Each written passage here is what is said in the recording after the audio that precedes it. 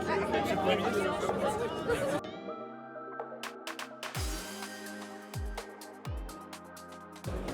Nous, c'est une raison de notre présence aujourd'hui, puisqu'on représente le patronat francophone, l'association du patronat francophone au Vietnam. Et en accompagnant nos compatriotes vietnamiens, en accompagnant les Vietnamiens, on a joué du réseau et justement on les amène ici pour qu'ils puissent travailler avec des Français et découvrir l'industrie française. Donc le patronat francophone nous a permis déjà d'être là aujourd'hui et puis de faire marcher le réseau pour faire des échanges avec les Vietnamiens.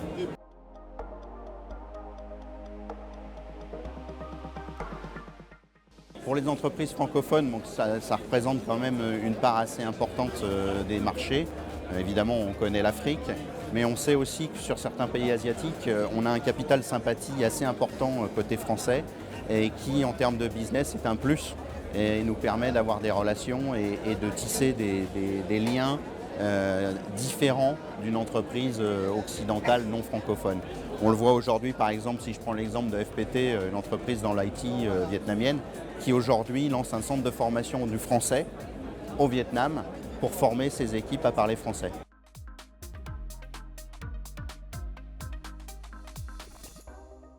Alors il y a un certain nombre de choses au niveau du renforcement des réseaux, puisque c'est important.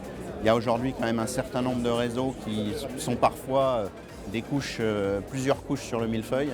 Et ce serait important qu'on arrive à uniformiser tout ça pour avoir un dessein commun qui est celui de faire du business ensemble et faire des affaires entre Français ou entre pays francophones pour mieux organiser ces relations.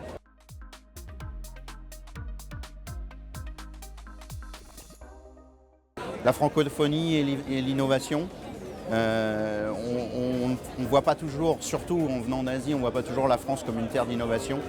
Or, c'en est une, particulièrement en Europe, et je pense que c'est ça qu'il faut réussir à faire transpirer. Et c'était un des buts du salon, et je pense que ça fonctionne assez bien auprès des visiteurs.